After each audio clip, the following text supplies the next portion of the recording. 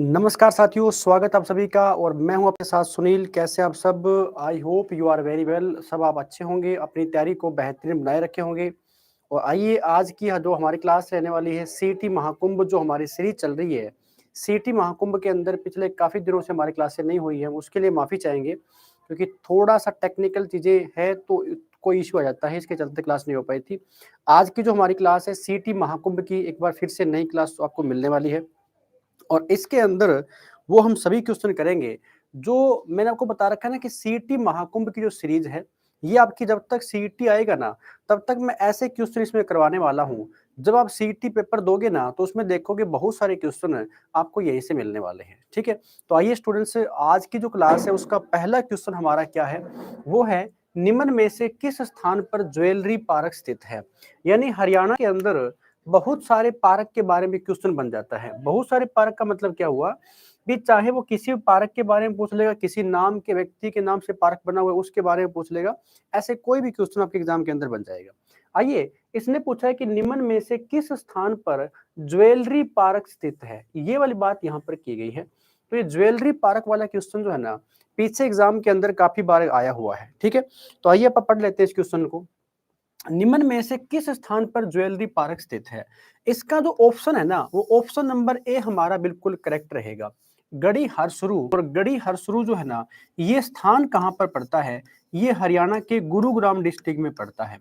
कहाँ पर पड़ता है? हरियाणा के गुरुग्राम डिस्ट्रिक्ट में एक स्थान है जिसका नाम है गढ़ी हरसरू। और इसी गढ़ी हरसरू को क्या कहा जाता है? ज्वेलरी पार्क कहा जाता है। यानी यहाँ पर क्या है? ज्वेलरी पार्क स्थित है किसके अंदर? गढ़ी हरसरू के अंदर। तो ये वाला पॉइंट आपने नोट कर लेना है। जैसे नेक्स्ट जो बात इसमें दे रखी है, एक ऑप्शन है साहा। साहा कहाँ पर पड़ता है? ये अंबाला डिस्ट्रिक्ट में आता है।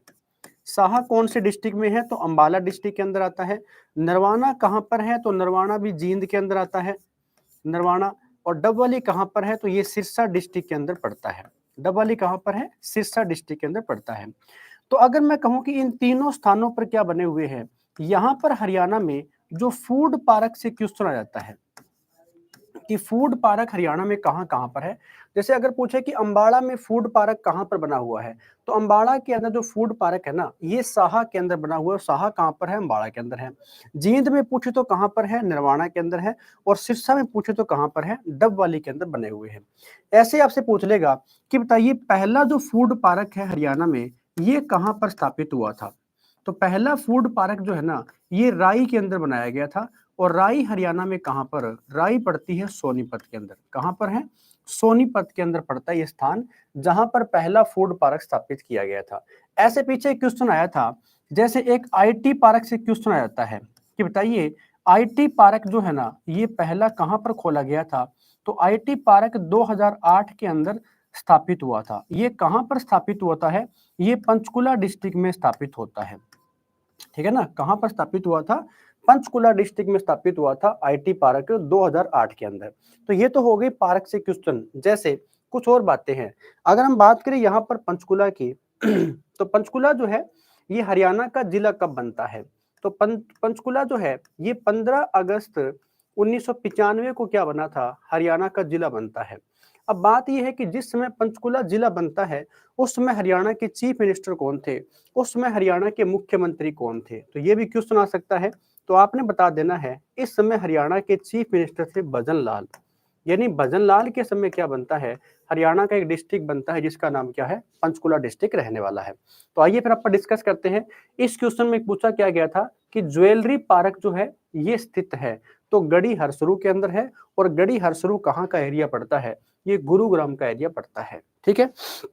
गुरुग्राम का पहले क्या नाम हुआ करता था? पहले इसका नाम था गुड़गांव। गुड़गांव। और इसी गुड़गांव का नाम चेंज करके 2016 में क्या कर दिया गया था? गुरुग्राम कर दिया गया था ना। 2016 में क्या नाम कर दिया गया था? गुरुग्राम कर दिया गया था। जो पहले क्या नाम हुआ करता था? गुड़गांव नाम हुआ करता था। ऐसे ही एक और डिस्ट्रिक्ट था जिसका पहले क्या नाम था? मेवात। ठीक है? इस मेवात का नाम चेंज करके क्या कर दिया गया था? नूह डिस्ट्रिक्ट कर दिया गया था। तो ये भी कब किया गया था? ये भी 2016 के अंदर किया गया था। तो निम्न में से किस स्थान पर ज्वेलरी पार्क स्थित है? आप क्या बताओगे? गढ़ी हरसरू में है।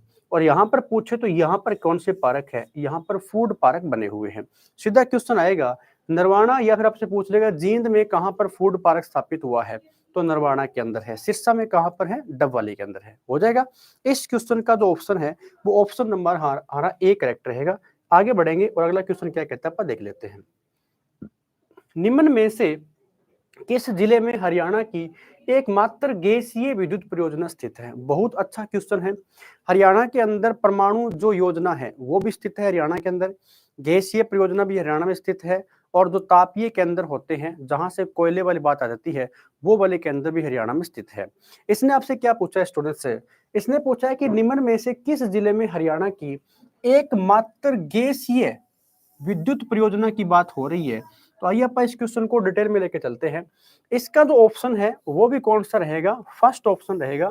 ये फरीदाबाद के अंदर क्या बनी हुई है, एकमात्र गैसीय परियोजना बनी हुई है, फरीदाबाद के अंदर है। तो इसकी उत्पादन क्षमता भी आपसे पूछेगा कि बताइए इसकी टोटल उत्पादन क्षमता कितनी रहने वाली है। तो इसकी जो उत्पादन क्षमता है ना वो आपने बता देनी है 1500 मेगावाट है। कितनी है, 1500 मेगावाट है किसकी, जो एकमात्र गैसीय विद्युत परियोजना है। इसके बारे में जब भी क्वेश्चन आ जाए तो फरीदाबाद के अंदर स्थित रहेगी। और फरीदाबाद जो है ये हरियाणा का वो डिस्ट्रिक्ट है जो सबसे छोटा जिला है हरियाणा का। फरीदाबाद क्या है, हरियाणा का सबसे छोटा जिला। सबसे छोटा जिला हरियाणा का कौन सा है, तो फरीदाबाद ही रहेगा। छोटा कितना का है, तो एरिया इसका रहता है 741 वर्ग किलोमीटर जो है ना, ये फरीदाबाद का एरिया रहता है। ठीक है, तो ये पॉइंट भी याद रखना।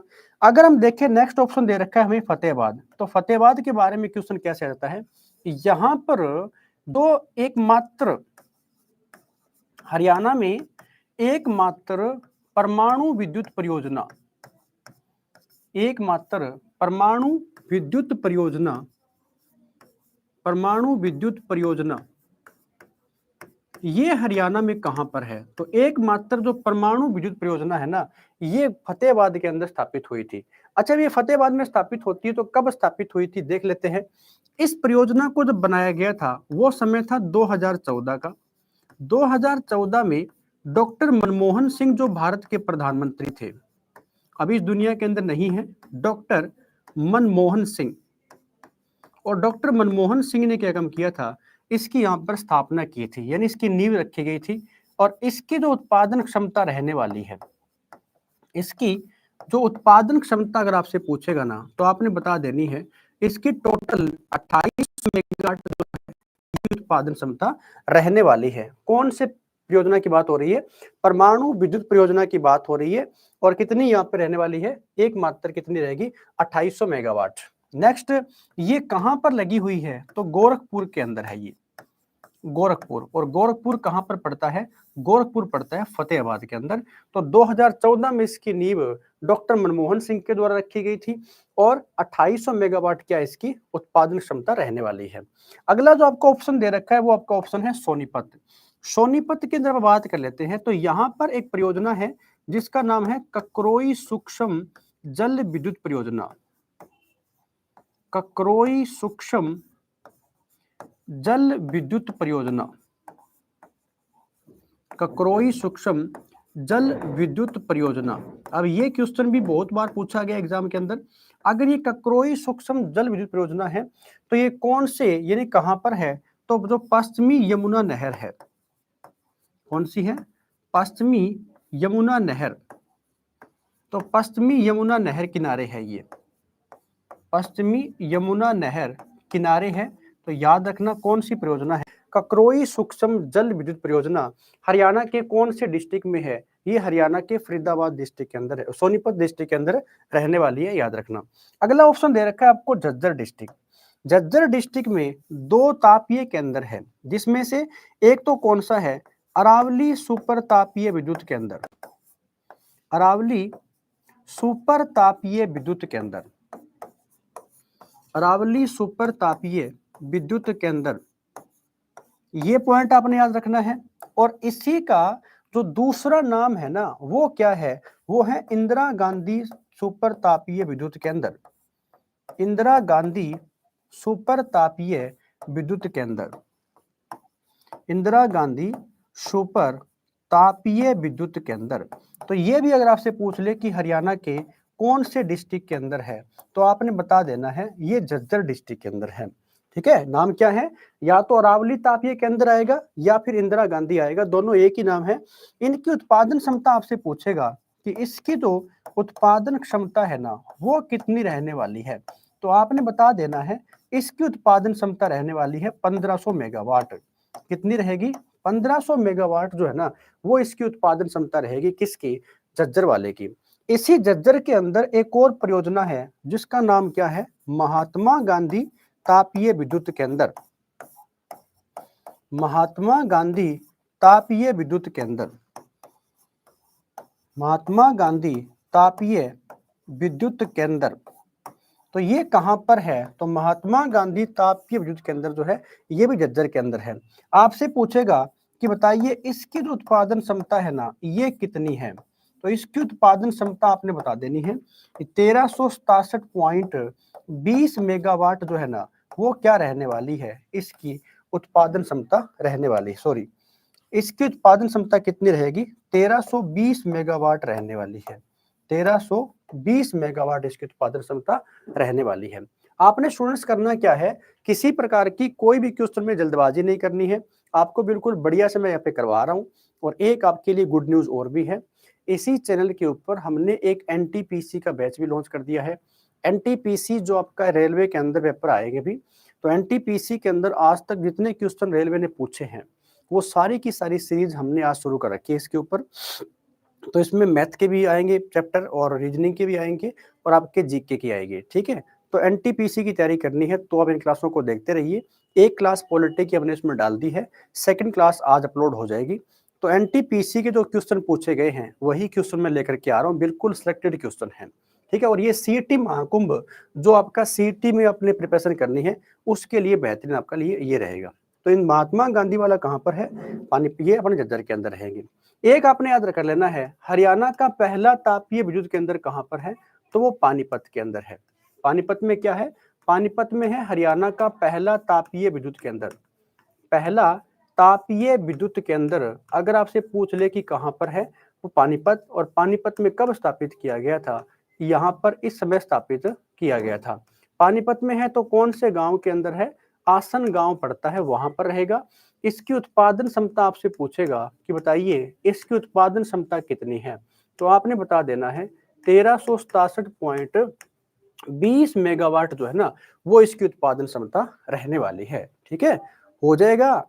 अब इसमें अगर कोई भी उत्पादन से क्वेश्चन आ गया, तापीय केंद्र से आ गया, गैसीय से आ गया, जल वाले से आ गया या फिर परमाणु वाले से आ गया, तो मेरे हिसाब से इससे क्वेश्चन बाहर नहीं मिलेगा आपको। ठीक है, तो पूरे हरियाणा को मैंने बिल्कुल डिटेल में करवा रहा हूँ, किसी प्रकार की कोई जल्दबाजी यहाँ पर नहीं की जा रही है। हो जाएगा यहाँ पर, तो किसी प्रकार की कोई जल्दबाजी आपने भी नहीं करनी है और बिल्कुल बढ़िया से आपने इसको पढ़ते रहना है। ठीक है, हाँ, तो 1367 पॉइंट क्या रहेगी इसकी उत्पादन क्षमता रहने वाली है। चलिए फिर आगे बढ़े। अगला क्वेश्चन आपसे पूछा गया है, लाडवा विद्रोह का नेतृत्व किसने किया था? बहुत अच्छा क्वेश्चन है, बहुत ही डिटेल के अंदर करवाऊंगा। और ऐसे क्वेश्चन हरियाणा में जितने विद्रोह हुए हैं ना, तो विद्रोह एक क्वेश्चन पक्का बनेगा हरियाणा में। चाहे आप हरियाणा हिस्ट्री की बात करोगे तो वहां से बन जाएगा, या नॉर्मल ही आप कोई एग्जाम दोगे तो पूछ लेता है। तो आइए आप इस क्वेश्चन को डिटेल में लेके चलते हैं। इसने आपसे पूछा क्या है, लाडवा विद्रोह का नेतृत्व किस व्यक्ति ने किया था? पहले आप इस क्वेश्चन को डिटेल में लेके चलते हैं। देखिए, सबसे पहले आपको ये पता हो कि लाडवा हरियाणा के अंदर कहां पर पड़ता है। ठीक है, लाडवा कहां पर पड़ता है? हरियाणा के अंदर है। लाडवा पड़ता है कुरुक्षेत्र डिस्ट्रिक्ट के अंदर। लाडवा कौन से डिस्ट्रिक्ट में है? लाडवा है कुरुक्षेत्र डिस्ट्रिक्ट में पड़ता है ये।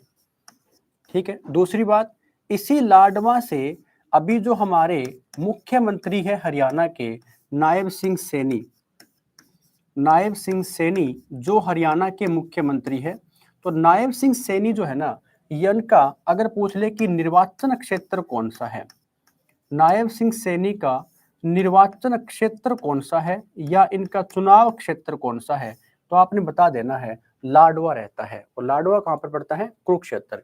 अब इसने पूछा है कि लाडवा का एक विद्रोह हुआ था, तो उसका नेतृत्व करने वाला जो व्यक्ति है ना, वो कौन था, ये बात इसने पूछी है। तो इसका ऑप्शन रहेगा, ऑप्शन नंबर हमारा बी है, सेकंड रहेगा। ठीक है, लाडवा का विद्रोह कब होता है? तो 1845 के अंदर हुआ था और 1845 में इसका नेतृत्व करता कौन था? उस व्यक्ति का नाम था प्रताप सिंह। सॉरी, कौन सा हो जाएगा? अजीत सिंह हो जाएगा।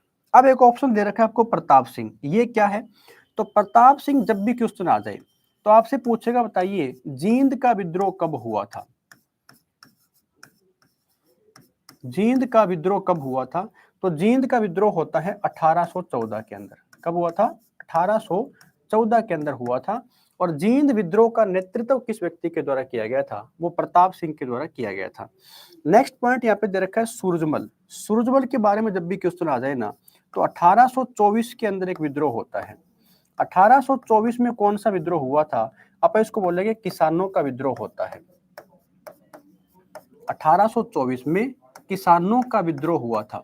और किसानों का विद्रोह होता है ना, उसका नेतृत्व किस व्यक्ति के द्वारा किया गया था? सूरजमल के द्वारा किया गया था। नेक्स्ट है जोधा सिंह। तो जोधा सिंह के बारे में जब भी क्वेश्चन आ जाए तो 1818 में एक विद्रोह होता है। कौन सा विद्रोह? छछरौली का विद्रोह होता है। कौन सा हुआ था? छछरौली का विद्रोह होता है। छछरौली का विद्रोह 1818 के अंदर हुआ था।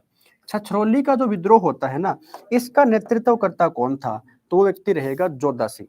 छछरौली कहां पर पड़ता है? तो ये स्थान पड़ता है यमुनानगर के अंदर। यमुनानगर के अंदर, ठीक है। तो छछरौली का विद्रोह आपसे पूछे तो 1818 के अंदर होगा। नेक्स्ट अगर आपसे पूछ ले 1818 के अंदर ही एक और विद्रोह होता है।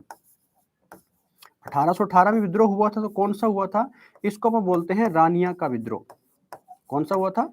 रानिया का जो विद्रोह है ना, ये भी 1818 के अंदर हुआ था। अब रानिया का विद्रोह अगर हुआ है तो इसका नेतृत्व किसने किया था? तो इसका नेतृत्व किया था जाबित खान ने। किसने किया है? जाबित खान जो है ना, वो इसका नेतृत्व करता था। तो क्या समझे आप?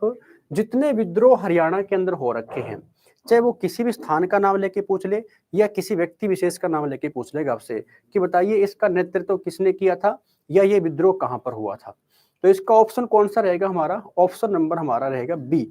ठीक है, तो ये वाले विद्रोह अपने अच्छे से याद कर लेने हैं, जिसमें जींद का विद्रोह हो गया, लाडवा का विद्रोह हो गया, किसानों का विद्रोह हो गया, छछरौली का हो गया, रानिया का हो गया। कुछ और विद्रोह है, जैसे अगर आपसे पूछ ले कि कैथल का विद्रोह कब हुआ था? कैथल का विद्रोह, तो कैथल का विद्रोह है ना, ये होता है 1843 के अंदर। कैथल का विद्रोह कब हुआ था? 1843 में हुआ था। और इसका नेतृत्व करता कौन रहेगा? तो वो रहेंगे गुलाब कौर और साहिब कौर। ठीक है, कौन रहेंगे? गुलाब सिंह और साहिब कौर। गुलाब सिंह और साहिब कौर, ये कौन रहेंगे? ये इसके नेतृत्व करता रहेंगे। ऐसे आपसे पूछ लेगा कौन सा? बनावली का विद्रोह कब हुआ था? बनावली, बनावली हरियाणा के कौन से डिस्ट्रिक्ट में है? तो बनावली हरियाणा के अभी फतेहाबाद डिस्ट्रिक्ट के अंदर है। कौन से डिस्ट्रिक्ट में है? फतेहाबाद के अंदर है। और बनावली का जो विद्रोह है ना, ये जरूर आपसे पूछेगा कब होता है? ये 1835 के अंदर होता है। 1835 में हुआ था, तो इसका नेतृत्व किसके द्वारा किया गया था? तो वो गुलाब सिंह के द्वारा ही किया गया था। किसके द्वारा किया गया था? गुलाब सिंह के द्वारा ही ये विद्रोह का नेतृत्व यहाँ पे किया गया था। ठीक है, तो ये चीजें अच्छे से नोट कर लेना, किसके बारे में? विद्रोह के बारे में। तो कोई भी क्वेश्चन बन जाएगा हरियाणा में विद्रोह को लेकर के। ऐसे ही कुछ और विद्रोह करवा दूं आपको हरियाणा के अंदर आज तक जितने हुए हैं। जैसे एक पूछता है गोहाना जो विद्रोह है, गोहाना विद्रोह, और ये गोहाना विद्रोह हुआ कब था? ये आपने मेरे को कमेंट करके बताना है। और गोहाना विद्रोह जो है ना, ये फिरोज शाह तुगलक के समय हुआ था। फिरोज शाह तुगलक के समय हरियाणा में कहां पर विद्रोह हुआ था? गोहाना के अंदर विद्रोह हुआ था। ये क्वेश्चन पीछे पूछा गया था। फिर आपने याद कर लेने हैं, जैसे अगर हम बात करें यहाँ पर जो 1672 के अंदर, 1672 में नारनौल के अंदर एक विद्रोह होता है। नारनौल के अंदर, और नारनौल कहां पर पड़ता है? नारनौल पड़ता है महेंद्रगढ़ के अंदर। नारनौल कहां पर है? महेंद्रगढ़ के अंदर है। और नारनौल का जो विद्रोह हुआ था ना, तो ये किसने किया था? ये सतनामियों ने विद्रोह किया था। किसके द्वारा किया गया था? सतनामियों का विद्रोह हुआ था। अब ये सतनामियों का विद्रोह होता है ना, तो ये किसके समय होता है? ये सतनामियों का विद्रोह औरंगजेब के टाइम पीरियड में होता है। किसके टाइम पीरियड में? औरंगजेब के टाइम पीरियड में हरियाणा में एक विद्रोह हुआ था, कौन सा? सतनामियों का विद्रोह। तो 1672 में नारनौल के अंदर होता है। गोहाना विद्रोह फिरोज शाह तुगलक के समय हुआ था। बनावली का विद्रोह है, कैथल का विद्रोह है, जींद का है, ऐसे करते किसानों का विद्रोह है, छछरौली का विद्रोह है, रानिया का विद्रोह है। कोई भी क्वेश्चन विद्रोह को लेकर के जब भी आएगा, और खास करके हरियाणा हिस्ट्री से आपसे क्वेश्चन बनने हैं, तो एक विद्रोह आपसे पक्का पूछ लेता है। ठीक है, तो एक विद्रोह आपने अच्छे से नोट कर लेना है, चाहे वह किसी प्रकार का विद्रोह हो जाएगा यहाँ पर। तो कैथल के विद्रोह से क्वेश्चन बन जाते हैं। अच्छा, इसी कैथल का विद्रोह जो है ना, एक बाबर के टाइम पीरियड में भी हुआ था। कैथल का जो विद्रोह है, ये एक बाबर के समय के अंदर भी होता है। पता है कब हुआ था? ये 1530 के अंदर भी हुआ था। ठीक है, जिसमें मोहन सिंह मंढार जो है ना, इसको पराजित किया गया था। कैथल जो रियासत थी, मोहन सिंह मंढार को बाबर की सेना ने क्या कर दिया था? पराजित कर दिया था। हो जाएगा। तो लाडवा का विद्रोह पूछा था आपसे, ऑप्शन नंबर कौन सा हो जाएगा? ऑप्शन नंबर हमारा बी करेक्ट रहेगा। चलिए स्टूडेंट्स आगे बढ़ते हैं, लेकिन आगे बढ़ने से पहले आप सभी से यही रिक्वेस्ट है, आपके जो भी साथी हरियाणा सीईटी की तैयारी कर रहे हैं, आप इन क्लास को उन तक पहुंचाने का काम करें, चाहे वह सेल्फ स्टडी कर रहा हो, या वह किसी अदर प्लेटफॉर्म से जुड़ा हो, या वह कहीं पर बैठ करके तैयारी कर रहा हो। क्योंकि क्लास जो करवाई जा रही है ना आपको, बिल्कुल बढ़िया से मैं कंटेंट देके आगे बढ़ रहा हूँ। आप खुद देख रहे हो यहाँ पर किसी प्रकार का कोई टाइम पास नहीं है, सीधा क्वेश्चन के ऊपर ध्यान है, कोई प्रकार के कमेंट के ऊपर ध्यान नहीं है। ऐसा नहीं है कि सिर्फ टाइम पास करवा रहा हूँ ना, तो इसमें कोई प्रकार का शक नहीं है कि जुड़ो तो एक अच्छे प्लेटफॉर्म से। मैं तो यही कहूंगा, और जितना हो सके आपके सभी साथियों तक इस क्लास को पहुंचाने का काम करें। और ये जो क्वेश्चन है, इसको अपन ने कम से कम 10 से 15 क्वेश्चन निकाल दिए हैं। ऑप्शन कौन सा रहेगा? ऑप्शन नंबर रहेगा हमारा बी। चलिए फिर अगले क्वेश्चन बताइए स्टूडेंट्स। ऑपरेशन मुस्कान योजना की शुरुआत हरियाणा में कब हुई थी? अब देखो, सिलेक्टिव क्वेश्चन है सारे के सारे, ऐसा नहीं है कि मैंने खुद क्वेश्चन अपने से बनाए हैं। ये क्वेश्चन जो प्रीवियस ईयर एग्जाम में हरियाणा में पूछे गए हैं ना, सारे के सारे वही क्वेश्चन चल रहे हैं। तो ऑपरेशन मुस्कान योजना की शुरुआत जो है, ये हरियाणा में कब हुई थी? ये वाला क्वेश्चन आपसे पूछा गया है। आइए इस क्वेश्चन को बेहतरीन तरीके से करते हैं। सबसे पहला पॉइंट है 1 जुलाई 2015, और यही हमारा ऑप्शन बिल्कुल क्या है? करेक्ट है। 1 जुलाई 2015 के दिन क्या होती है? हरियाणा में ऑपरेशन मुस्कान योजना की शुरुआत होती है। लेकिन ये ऑपरेशन मुस्कान योजना है क्या? इसका मतलब क्या हुआ? इसका अर्थ क्या हुआ? तो 1 जुलाई 2015 को ऑपरेशन मुस्कान का मतलब ये था कि जितने भी जो गुमशुदा बच्चे हैं, क्या है?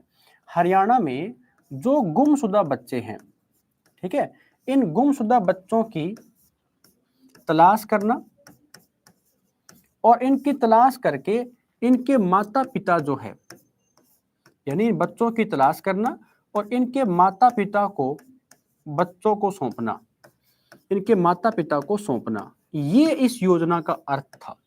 ठीक है, भी जितने भी देखो आजकल आप क्या सुनते हैं न्यूज के अंदर कि उस हॉस्पिटल से एक बच्चा गायब हो गया, या बच्चा स्कूल गया था घर वापस नहीं लौटा, ठीक है, या बच्चा उस दुकान पे गया था वापस नहीं लौटा, या बच्चा 3 दिन से घर से गायब है। मतलब क्या हो रहा है, हरियाणा के अंदर ही नहीं पूरे इंडिया के अंदर भी क्या होती है, अगर अब आप बहुत सारे न्यूज सुनते हैं ना कि बच्चे चोरी हो रहे हैं, बच्चा उठा के लेके गए, तो मतलब जो बच्चे गुमशुदा हो रखे हैं और जिनको ये नहीं पता कि उनकी माता पिता कौन है, तो ऐसे बच्चों की तलाश करना और उन बच्चों को उनके माता पिता को सौंपना, ये इस योजना का मकसद है। तो योजना का नाम क्या है? ऑपरेशन मुस्कान योजना।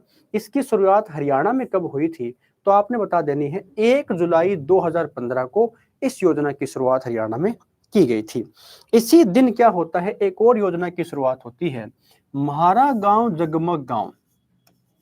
क्वेश्चन ये भी आया होता पीछे, म्हारा गांव जगमग गांव, म्हारा गांव जगमग गांव, ये आपने न्यूज सुन रखी होगी ना कि म्हारा गांव जगमग गांव का मतलब क्या हुआ कि हरियाणा के सभी गांवों के अंदर 24 घंटे क्या करनी है? 24 घंटे बिजली की आपूर्ति करना, 24 घंटे बिजली की आपूर्ति करना, ये इस योजना का मकसद था। तो क्वेश्चन आ सकता है कि बताइए म्हारा गांव जगमग गांव योजना जो है ना, म्हारा गांव जगमग गांव, ये योजना की शुरुआत भी कब होती है हरियाणा के अंदर? तो 1 जुलाई 2015 को की गई थी। ठीक है। और ऑपरेशन मुस्कान की शुरुआत कब होती है? इसकी शुरुआत भी 1 जुलाई 2015 को होती है। अगला ऑप्शन दे रखा है 29 जुलाई 2015 16 29 जुलाई 2016 को हरियाणा में क्या होती है? पशुधन बीमा योजना की शुरुआत होती है। हरियाणा में पशुधन बीमा योजना की शुरुआत होती है। तो पशुधन बीमा योजना की शुरुआत ये 29 जुलाई 2016 को की गई थी। पशुधन बीमा योजना की शुरुआत हरियाणा के कौन से डिस्ट्रिक्ट से की गई थी? ये हरियाणा के झज्जर डिस्ट्रिक्ट से शुरू की गई थी। ठीक है, तो 29 जुलाई 2016 की बात है और ये शुरुआत यहाँ पर किसके द्वारा? ओम प्रकाश धनखड़ के द्वारा या ओपी धनखड़ के द्वारा जो है ना, इसकी शुरुआत यहाँ पर की गई थी। क्योंकि जो पिछला कार्यकाल था 2014 से 19 तक का, उसमें ओम प्रकाश धनखड़ हरियाणा सरकार के मिनिस्टर थे और उन्होंने झज्जर डिस्ट्रिक्ट में हरियाणा पशुधन बीमा योजना की शुरुआत करवाई थी। तो वो डेट कौन सी है? वो है 29 जुलाई 2016 की डेट है ना। 29 जुलाई 2016 को हरियाणा में पशुधन बीमा योजना की शुरुआत होती है, इस बात को याद रखना। अगला जो ऑप्शन दे रखा है वो है 6 मई 1920। 6 मई 2020। 6 मई 2020 के दिन क्या होता है? मेरा पानी मेरी विरासत। हरियाणा में एक योजना शुरू हुई थी ना पीछे, मेरा पानी मेरी विरासत। मेरा पानी मेरी विरासत। इस योजना की शुरुआत हरियाणा में आपसे पूछ ले तो आपने बताना है 6 मई 2020 को हुई थी। अब ये 6 मई 2020 को योजना शुरू हुई है, इसका अर्थ क्या था? तो देखो लिखा हुआ है कि मेरा पानी मेरी विरासत। मतलब ये था कि जो व्यक्ति कौन सी फसल को बोते हैं? धान की। जो व्यक्ति धान की खेती करते हैं ना, तो वो देखो धान की खेती करने के लिए आपको क्या चाहिए? आपको ज्यादा पानी की आवश्यकता होती है। ज्यादा पानी की आवश्यकता होती है, यानी ज्यादा पानी की आवश्यकता है तो पानी बहुत ज्यादा मात्रा में क्या होता है? खपत होता है। इसीलिए पानी को बचाने के लिए हरियाणा सरकार ने एक मुहिम चलाई थी जिसका नाम था मेरा पानी मेरी विरासत। मतलब अगर आप धान की खेती नहीं करते हो तो हरियाणा सरकार इस योजना के तहत प्रति एकड़ जो है ना, प्रति एकड़ आपको कितने रुपए देने जाएगी? आपको 7,000 रुपए जो है ये प्रति एकड़ के मिलने वाले हैं। जो किसान धान की खेती करता है और अगर वो धान की खेती को छोड़ करके कोई अन्य फसल की खेती करता है तो उस कंडीशन में हरियाणा सरकार उसे प्रति एकड़ 7,000 रुपए देने का काम करेगी। तो ये वाली योजना थी वो कौन सी है? मेरा पानी मेरी विरासत है। तो इस योजना के बारे में ये क्वेश्चन नोट कर लेना। अगला ऑप्शन दे रखा है 12 जुलाई 2021। तो आपने एक योजना सुनी होगी कि हरियाणा में डायल 112। ठीक है ना। अब आप क्या देखते हैं आज के टाइम में, आप 15 से 20 किलोमीटर के आसपास में जब भी घूमते हो या जा रहे हो कहीं पे से सफर करते हो तो आप देखते हो कि आप अपने गांव से 10 किलोमीटर की दूरी के ऊपर एक वैन खड़ी आपको मिल जाएगी और उस वैन के ऊपर लिखा होगा कि एक फोन कॉल की दूरी बस, है ना। तो वो क्या था? डायल 112। पहले के टाइम में क्या था कि हरियाणा में कोई घटना घट जाए मान लीजिए तो पुलिस को आने में समय लगता था। अब अगर आपने 112 के ऊपर कॉल कर दिया ना तो मान लीजिए विद इन 15 से 20 मिनट के अंदर वो पुलिस की गाड़ी आपके घर तक पहुंच जाएगी।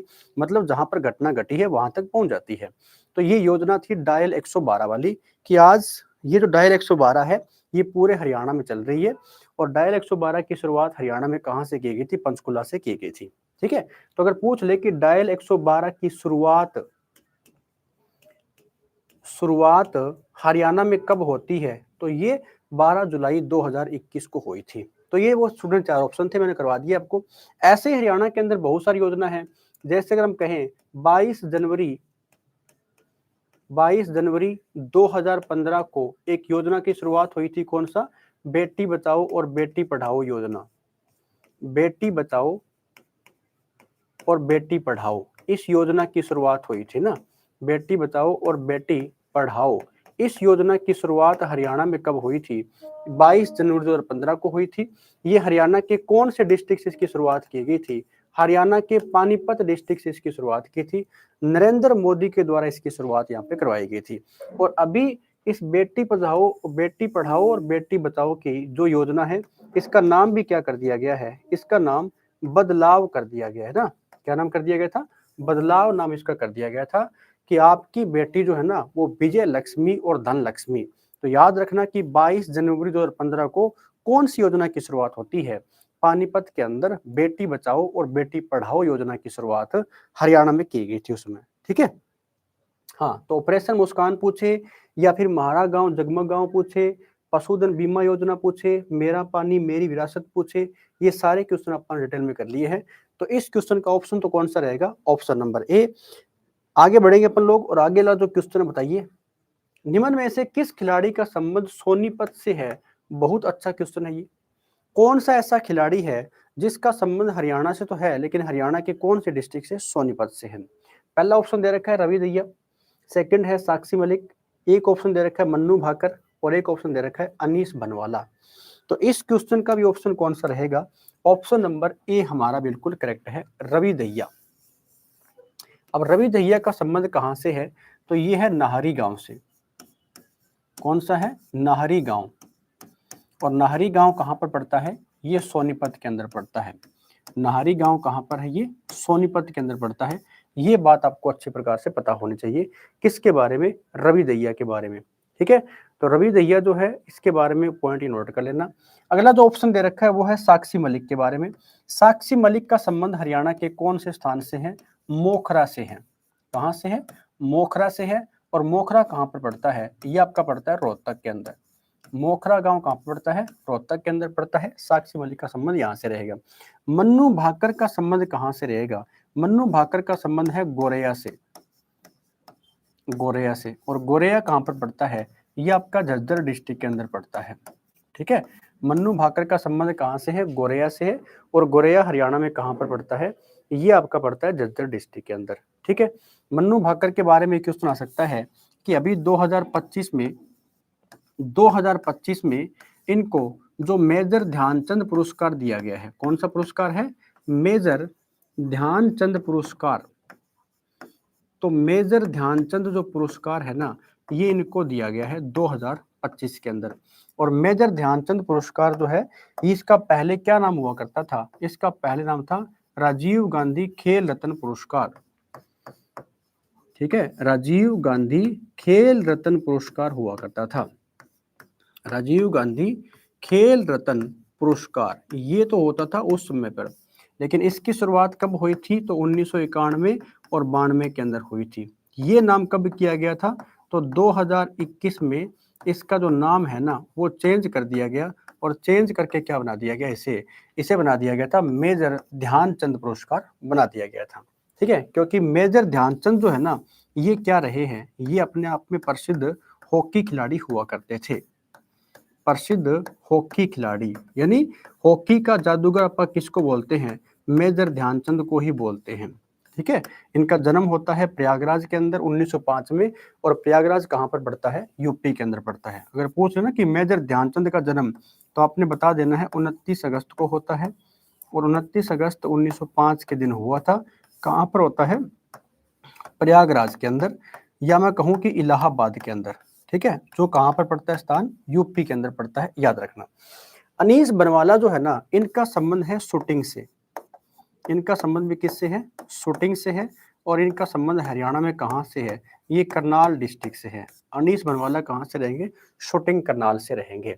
तो ऐसे क्वेश्चन चाहे वो हरियाणा का कोई भी खिलाड़ी हो, खास करके 2024 में जो पेरिस ओलंपिक हुए हैं, पेरिस ओलंपिक में जिन खिलाड़ियों को जो पुरस्कार दिया गया है वो वाला, जिस खिलाड़ी ने जो भी यहाँ पे पदक जीता है वो, तो ये अच्छे से आपने याद कर लेने हैं। ठीक है, निम्न में से किस खिलाड़ी का संबंध सोनीपत से है? तो ऑप्शन नंबर ए हमारा करेक्ट रहेगा। साक्षी मलिक पूछे तो कहां से है? मोखरा गांव। और मोखरा गांव कहां पड़ता है? रोहतक के अंदर। मन्नू भाकर पूछे तो कहां से है? गोरेया से। और गोरेया कहां पड़ता है? झज्जर के अंदर। और 2025 में क्या मिला इनको? मेजर ध्यानचंद पुरस्कार मिला है। मन्नू भाकर ने भी क्या काम किया था? 2024 में जो पेरिस में ओलंपिक हुए थे उनमें 2 कांस्य पदक इसने जीते थे। अनीस बनवाला का संबंध कहां से है? शूटिंग करनाल से संबंध रहेगा।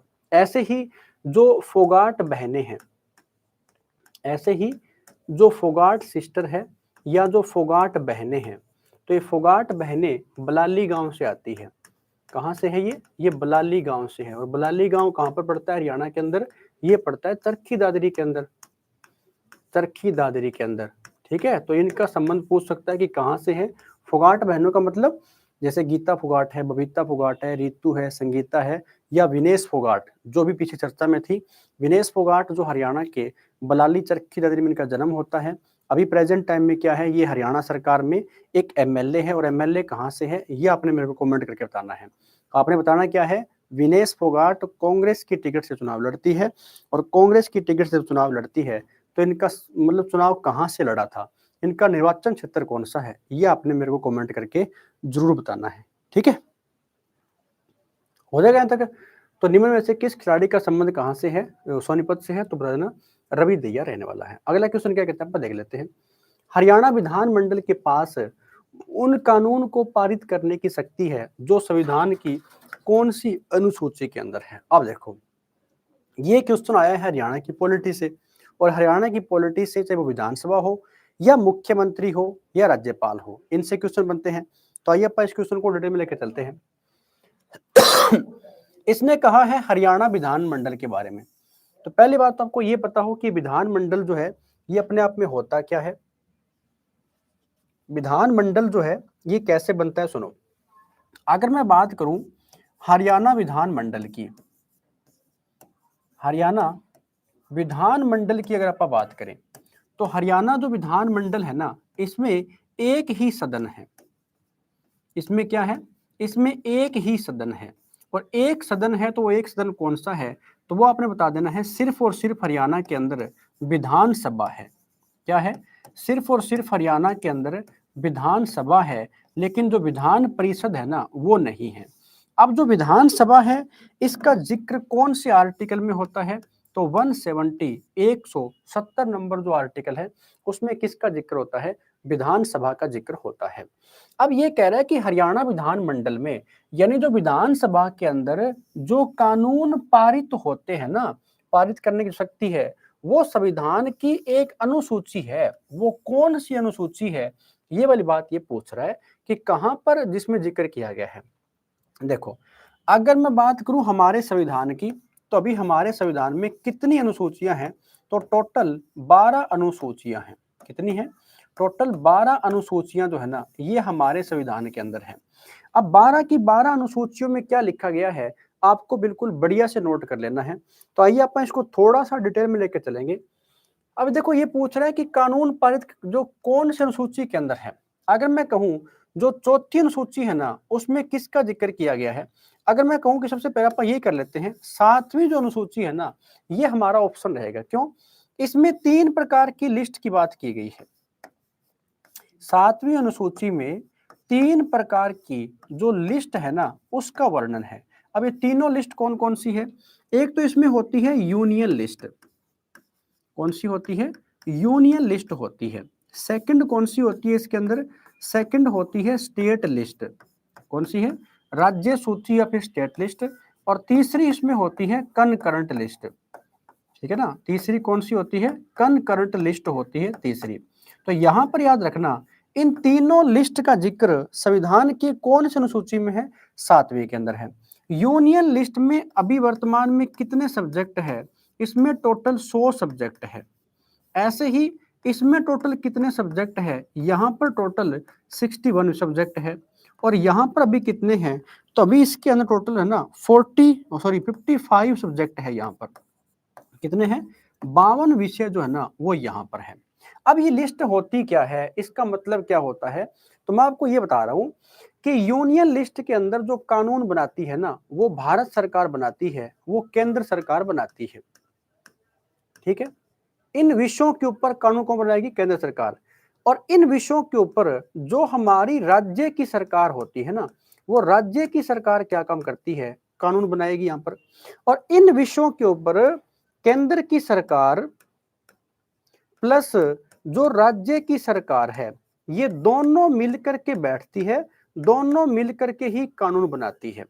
तो इसने पूछा क्या था कि संविधान की कौन सी अनुसूची में वो सब्जेक्ट है जहां पर राज्य विधानमंडल कानून पारित करता है, यानी अपनी विधानसभा में जो कानून पारित हो गए ना वो सब्जेक्ट कौन सी अनुसूची में दिए गए हैं, तो वो है स्टेट लिस्ट के अंदर। और ये कहां पर है, ये संविधान की 7वीं अनुसूची के अंदर है।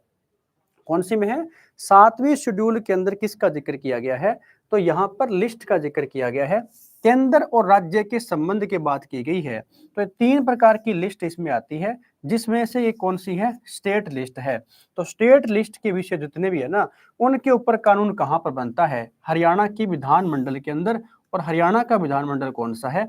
विधानसभा है यहाँ पर। ठीक है, तो ये बातें आपने अच्छे से नोट कर लेनी है। और कुछ बातें अगर मैं कहूँ कि विधानसभा के बारे में जब भी आ जाए, ठीक है, तो अभी जो अपने हरियाणा के अंदर विधानसभा चल रही है, वो कौन से नंबर की है? अभी हरियाणा में 15वीं विधानसभा चल रही है। और ये कब बनी थी? 15वीं विधानसभा बनती है 17 अक्टूबर 2024 के दिन बनती है। ठीक है, इसी दिन हरियाणा के जो मुख्यमंत्री वो किसको बनाया गया था? नायब सिंह सैनी को बनाया गया था। नायब सिंह सैनी हरियाणा के दूसरी बार क्या बने हैं? मुख्यमंत्री बने हैं। तो इस क्वेश्चन का ऑप्शन कौन सा हो जाएगा? ऑप्शन नंबर हमारा सी करेक्ट रहेगा।